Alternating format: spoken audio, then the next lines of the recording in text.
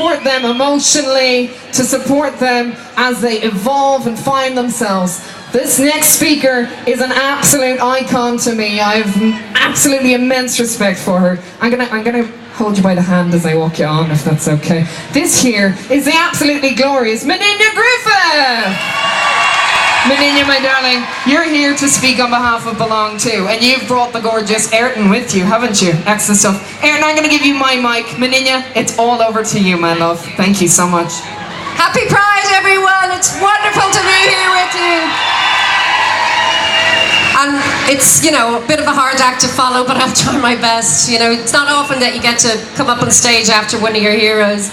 And we were so thrilled that her family could march with us today, and Catherine Zapone marched with her brother as well, and Leah Radcar's parents marched with us today. And as I said earlier, obviously they marched with their family, but they were also here for all of us whose families aren't here, and whose families don't accept us at the moment, or may never. And in Belong To, we're here for you too. We are your family. And I want to say a big, huge shout out to 400 young people who travelled on buses from all over Ireland to join us today. Some of them, it's their first Pride, and what a way to experience Pride, your first Pride. It's absolutely amazing. We have groups all over the country, so don't feel you're alone. If you're here supporting your LGBT friends, or just trying out Pride like I did for many years before I actually came out, that's fine too. We're here for you. Get in touch with one of the groups and just join in and meet lots of really cool, amazing people. Okay, so this week has been quite historic for us in Belong To. Yesterday, Minister Catherine Zapone launched the world's first LGBT youth strategy. And in a minute now, I'm going to hand you over to Ayrton, who was one of the young people involved in developing that strategy.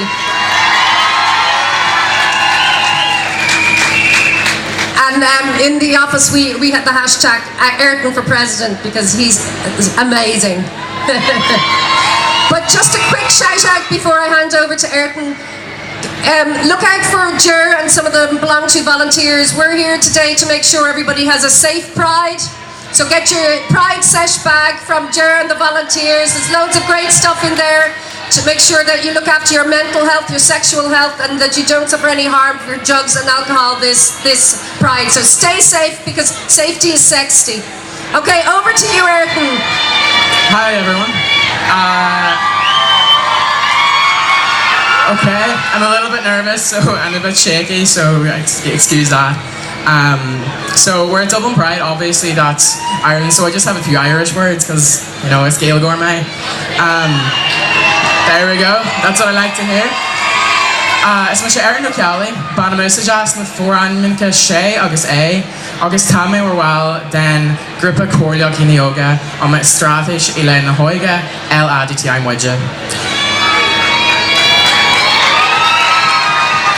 My name is Ayrton Kelly. I use he, him pronouns, and through Belong To, I was a member of the Oversight Committee and Youth Advisory Group of the National LGBTI+ Youth Strategy that was launched yesterday.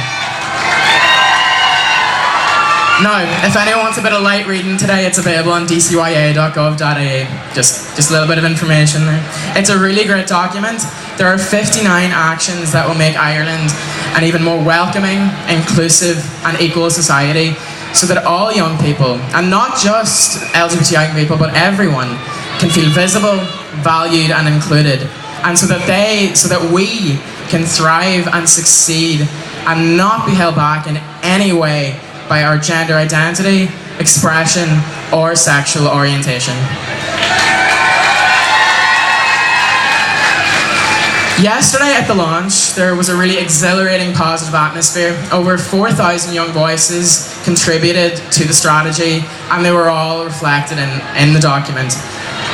Yesterday, we also had an article up in the journal, and my personal story was up there, and I was heavily involved in it, and I made the rookie mistake of reading the comments. The hate, the ignorance, and the narrow-mindedness. No, it wasn't everyone, which is quite positive.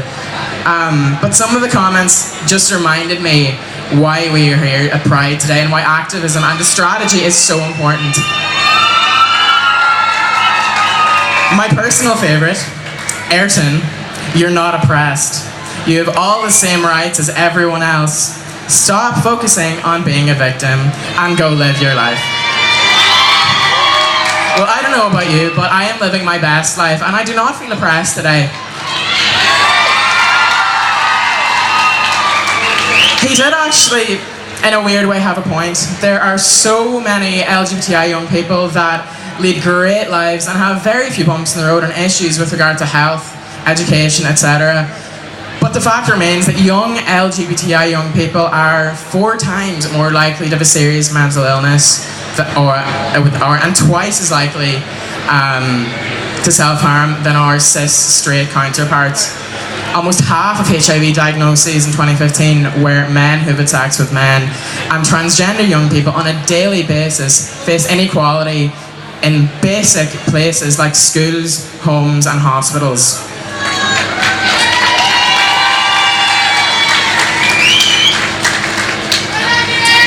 I, like many of you here today, have thankfully had very few bumps in the road since I came out.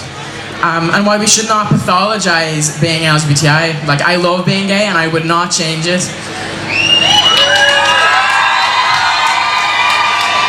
We can also not forget about those who have serious difficulties in life solely because they are LGBTI+. Echoing on what Niamh Scully, one of the members of the Youth Advisory Group, said yesterday at the launch, what I found most heartwarming and inspirational was the level of empathy, morality and selflessness that we as young people have. This year's theme is We Are Family, and this was seen so well where gay, lesbian, bi and straight cisgender young people were identifying issues that affect not them but our trans, intersex and non-binary siblings.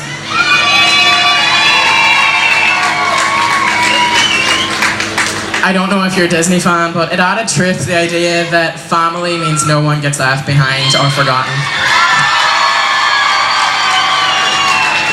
And in that way, it is time for us as a community to always support each other, to continue to support each other.